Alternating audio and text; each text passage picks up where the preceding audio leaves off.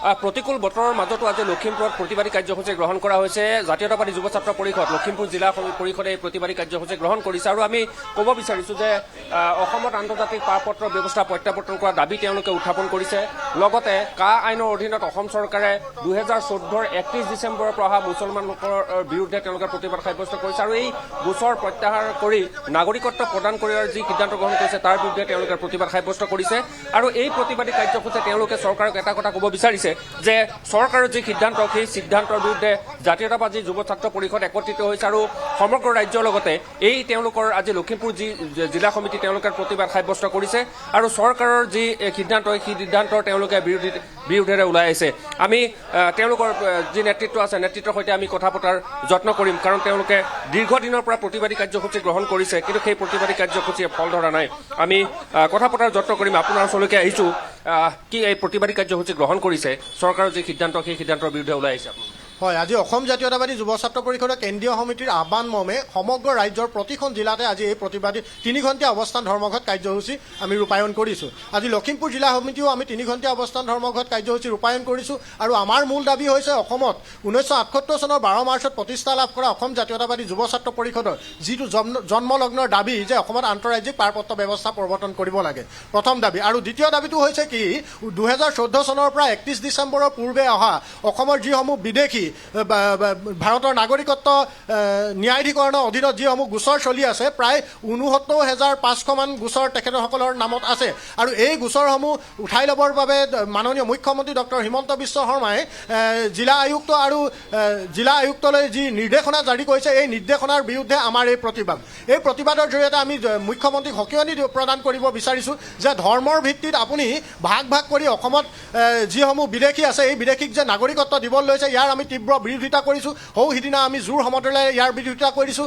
আজি অৱস্থান ধৰ্মঘটৰ জৰিয়তে আপোনাৰ এই সিদ্ধান্তৰ বিৰুদ্ধে আমি বিৰোধিতা কৰিছোঁ। ইয়াৰ লগে লগে আপোনাক আমি আৰু এটা কথা স্পষ্ট ৰূপত আমি ক'ব বিচাৰোঁ যে আপুনি ধৰ্মৰ ভিত্তিত যি অবৈধ বিদেশীক ইয়াত সংস্থাপন দিব বিচাৰিছে, ইয়াৰ বাবে কিন্তু আপোনাৰ লগতে আপোনাৰ উত্তৰ পুৰুষেও কিন্তু ইয়াৰ গ্লানি ঐতিহাসিকভাৱে যুগ যুগ ধৰি ইয়াৰ গ্লানি ভুগিব লাগিব।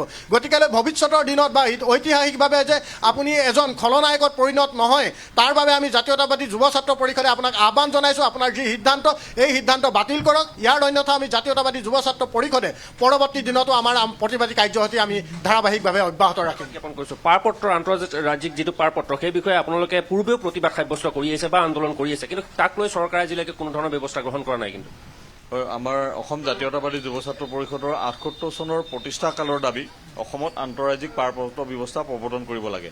আমাৰ এই দাবীক যদি চৰকাৰে ইমান দিনে মানি ল'লেহেঁতেন অসমত ইমানবোৰ সমস্যাই নাথাকিলেহেঁতেন। এতিয়া চাওক, 71 চনৰ 25 মাৰ্চৰ পিছত অহা যিসকল বিদেশী তেওঁলোক যি ধৰ্মই নহওক, যুৱ ছাত্ৰ পৰিষদে স্পষ্টৰূপে আগৰ পৰা আমি আন্দোলন কৰি আহিছোঁ, আমি দাবী জনাইছোঁ 71 চনৰ পিছত অহা সকলো বিদেশী অসমৰ পৰা যাব লাগিব। কিন্তু ডক্টৰ হিমন্ত বিশ্ব শৰ্মা নেতৃত্বাধীন বিজেপি চৰকাৰখনে অসমত এটা নিয়ম কৰিব বিচাৰিছে, এখন আইন প্ৰৱৰ্তন কৰিছে যে মুছলমান লোকসকলক বাদ দি অন্য হিন্দু, বৌদ্ধ, জৈন আজি কৰি অন্যান্য ব্যক্তিসকলক নাগৰিকত্ব দিব বিচাৰিছে। তেওঁলোকৰ ওপৰত যি বিচাৰ চলি আছিলে, যি গোচৰ ৰুজু হৈ আছিলে, সেইসমূহ গোচৰ উঠাই দিব বিচাৰিছে। তাৰ প্ৰতিবাদ স্বৰূপে অসম জাতীয়তাবাদী যুৱ ছাত্ৰ পৰিষদে আমি ধাৰাবাহিক আন্দোলন কাৰ্যসূচী লৈছোঁ। সিদিনা জোৰ সমদল, আজি অৱস্থান, ইয়াৰ পৰৱৰ্তী পৰ্যায়তো আমি আন্দোলন কাৰ্যসূচী লৈ থাকিম। আমি অসম জাতীয়তাবাদী যুৱ ছাত্ৰ পৰিষদৰ পৰা ডক্টৰ হিমন্ত বিশ্ব শৰ্মা ডাঙৰীয়াৰ চৰকাৰ তথা নৰেন্দ্ৰ মোদী ডাঙৰীয়াৰ কেন্দ্ৰীয় চৰকাৰক স্পষ্টৰূপে দাবী জনাইছোঁ যে ধৰ্মভিত্তিত নাগৰিকৰ চিনাক্তকৰণ আমি কেতিয়াও মানি নলওঁ আৰু নাগৰিকত্ব প্ৰদান আমি কেতিয়াও মানি নলওঁ। আমাৰ এই গণতান্ত্ৰিক আন্দোলন আমি তীব্ৰভাৱে চলি থাকিব। ইতিমধ্যে স্পষ্ট কৰি দিয়া হৈছে যে জাতীয়তাবাদী যুৱ ছাত্ৰ পৰিষদে আজি অসমজুৰি প্ৰতিবাদী কাৰ্যসূচী গ্ৰহণ কৰিছে আৰু তেওঁলোকে এটা কথা স্পষ্ট কৰিছে যে জাতিৰ ভিত্তিত ধৰ্মৰ ভিত্তিত এই ধৰণে যি সিদ্ধান্ত গ্ৰহণ কৰিছে, নাগৰিকত্ব প্ৰদানৰ সিদ্ধান্ত গ্ৰহণ কৰিছে, সেই সিদ্ধান্ত মানি ল'ব নোৱাৰা নহ'ব। আৰু তেনেদৰে আজি প্ৰতিকূল বতৰৰ মাজতো লখিমপুৰ জাতীয়তাবাদী যুৱ ছাত্ৰ পৰিষদৰ যিসকল নেতৃত্ব তেওঁলোক ওলাই আহিছে, তেওঁলোকে চৰকাৰৰ বিৰুদ্ধে এই প্ৰতিবাদী কাৰ্যসূচী গ্ৰহণ কৰিছে। জ্ঞাপন কৰিছে আৰু এনেধৰণে কাৰ অধীনত হিন্দু বাংলাদেশীক নাগৰিকত্ব প্ৰদানৰ বিৰোধিতা কৰিছে আৰু সেই নিৰ্দেশনা বাতিল নকৰা পৰ্যন্ত এই প্ৰতিবাদী কাৰ্যসূচী অব্যাহত থাকিব বুলি এক প্ৰকাৰ হুংকাৰ দিছে অসম জাতীয়তাবাদী যুৱ ছাত্ৰ পৰিষদে।